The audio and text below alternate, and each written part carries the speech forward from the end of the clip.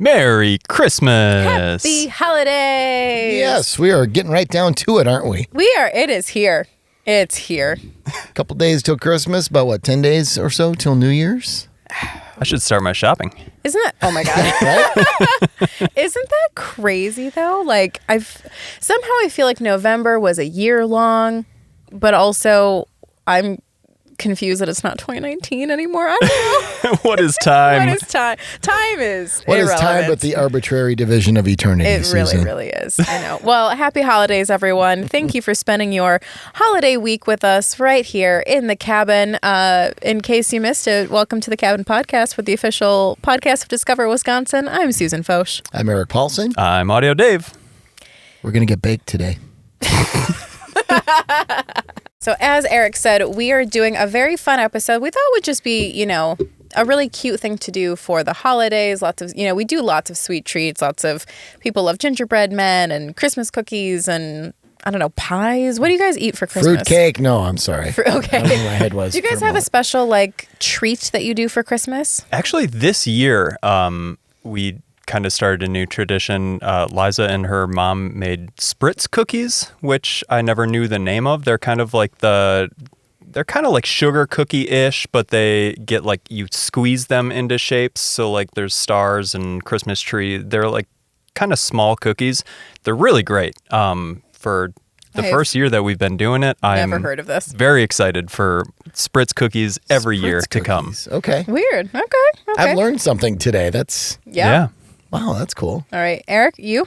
No, not really. Nothing special? That sounds good. My family's super nuclear. I mean, we have half-lives. We set Geiger counters off. We're that nuclear of a family. So we don't have big traditions. Okay. That'll be changing soon. I'll tell you more about that in the coming months. But, we don't have a lot of specific traditions. I want to learn more about Spritz cookies. Yeah, now I want to too. That. I should have brought you some. We got plenty. Should we have Liza on the show? Liza is, this is why I don't really just kind of jumping ahead. This is why I don't have many bakeries to talk about, because Liza is a fantastic baker. She loves to make cookies and all that. So I'm kind of spoiled at home. That sounds like we should, Nice. when we do a part 2 of this, we'll have her be the resident guest. Perfect. Well, honestly, so anyway, like we said, we're talking about sweet treats, bakeries. We tried to give this a holiday edition as much as humanly possible.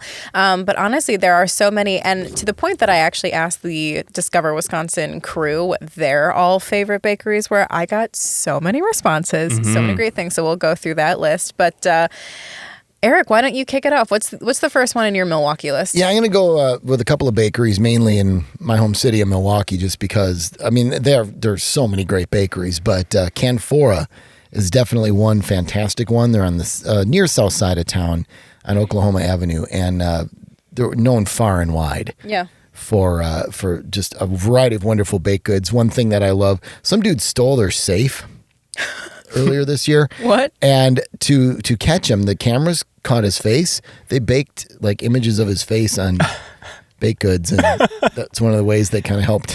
Handed them out? Yeah. That's amazing. Why did I not hear about It's kind this? of a little news bit.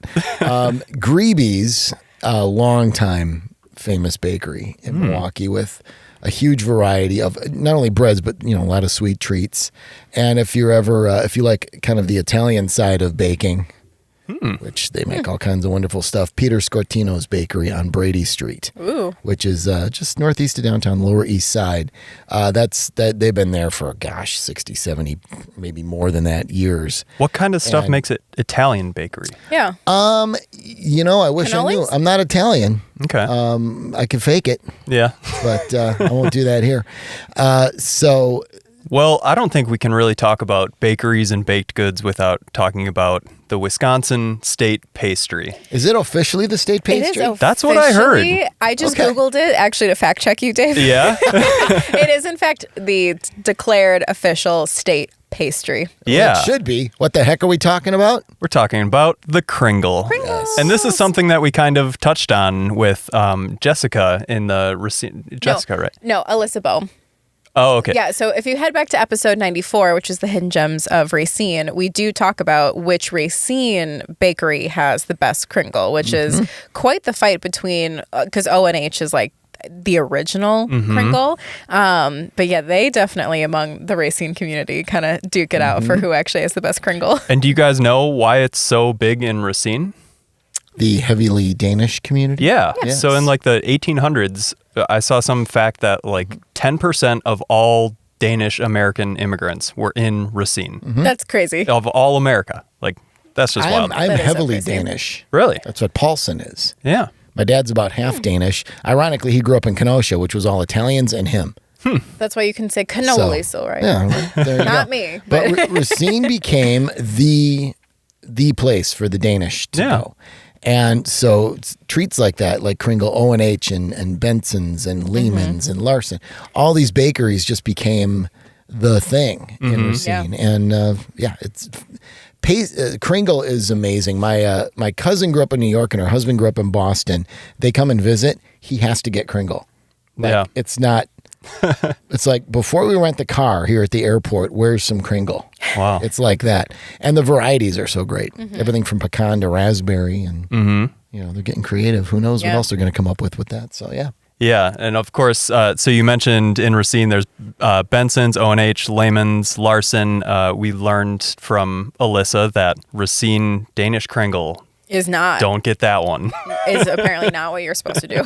But if you are in other parts of the state, you can also find good Kringle. Apparently, this is a place that I, growing up, drove past every single day, never went inside, and never gave it a shot. So egg on my face for that. But Uncle Mike's Bake Shop, spelt with a double P-E at the end, so you I know always it's pronounce fancy. that Shoppa. shoppy. Shoppy, yeah.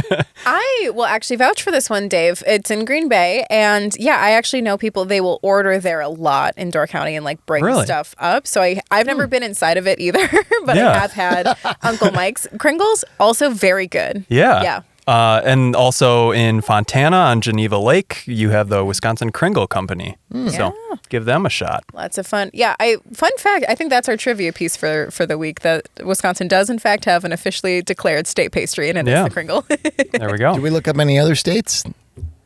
Some other states I'm sure have a state pastry, but I'll bet you not all 50. Yeah, I feel like Like, I'll bet somewhere on the Hawaii West does not have a Coast state has to pastry. be, it has to be donut. I feel they Well, do I'm sure in donuts well. Massachusetts, it's donuts over there. Donkeys, yeah. Yep. But interesting. Might have to look a little bit more on that. Oh, this is super funny. So Illinois, to my quick Google research, does not have one. Michigan, it's the Patsky. Oh, the Patsy or pasty. No, pasty. Pizzaki? Oh, the donut like the patchki. Oh, Yeah, like is the that what Mardi I'm Gras saying? donut. Yes, that one. The Fat Tuesday Paczki. donut. Yeah. Oh, okay. Okay, I really butchered that. That really should be the Illinois one too. They're huge on that in Chicago. Yeah, apparently Wow. they had On Fat Tuesday. Illinois has a state snack, which is popcorn, which kind of makes sense with Garrett's, but whatever. And Minnesota does not have one, so fun fact. There we Oh. go. all There we right. go. Well, Trivia. we've covered all the NFC North states. So Just the that's trivia good. for the day. And Susan, before you launch into your long list that you got from fellow employees, I just wanted to give a shout out to Greenbush Bakery, which is iconic in Madison. I grew up, or I not grew up. I lived in that area down You matured there. south of Regent Sure. Street, where they call it the sophomore slums, and I miss like walking outside and smelling the green bush on the air, fresh donuts every morning. It was wafting amazing. up and down Regent Street. That's true. It's I the will only kosher certified bakery Really? between Minneapolis, Milwaukee, and Chicago in that area. That I didn't know. I know they're often ranked the number one bakery in the state by various sources. Yeah. Not all Yeah. of them, but it's always in the top 5 or top 10.